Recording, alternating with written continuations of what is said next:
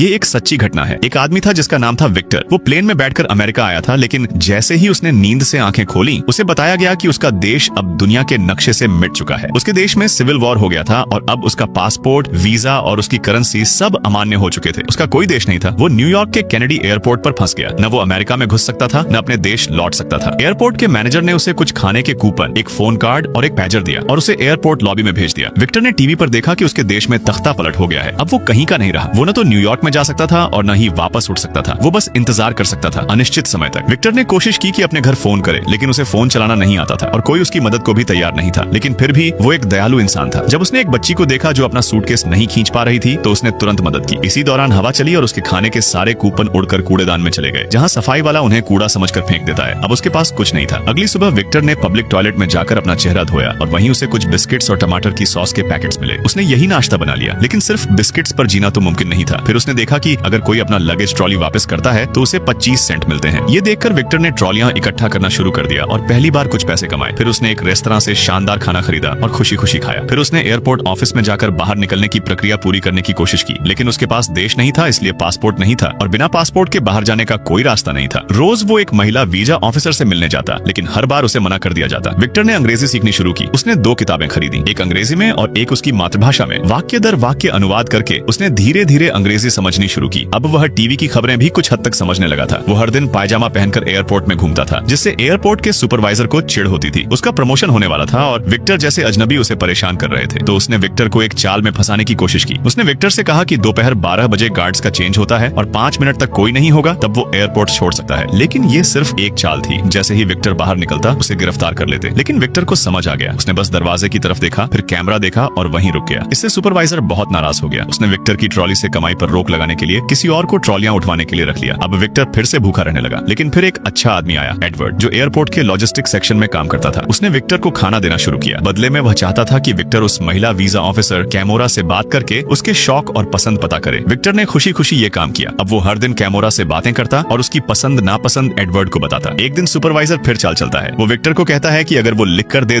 कि उसे अपने देश वापस जाने से डर लगता है तो उसे अमेरिका में राजनीतिक शरण मिल सकती है। लेकिन विक्टर ने ये मानने से इनकार कर दिया। इसी बीच एक दिन एक एयर होस्टेस जिसका नाम जेनी था, फिसलकर गिर जाती है। विक्टर उसकी मदद करता है। थोड़े दिन बाद वही लड़की एयरपोर्ट पर रोते हुए फोन पर बात करती है। विक्टर उसकी बातें सुनता है और उसे दिलासा देता है। वो उसे डिनर पर बुलाती है, लेकिन विक्टर के पास पैसे नहीं होते।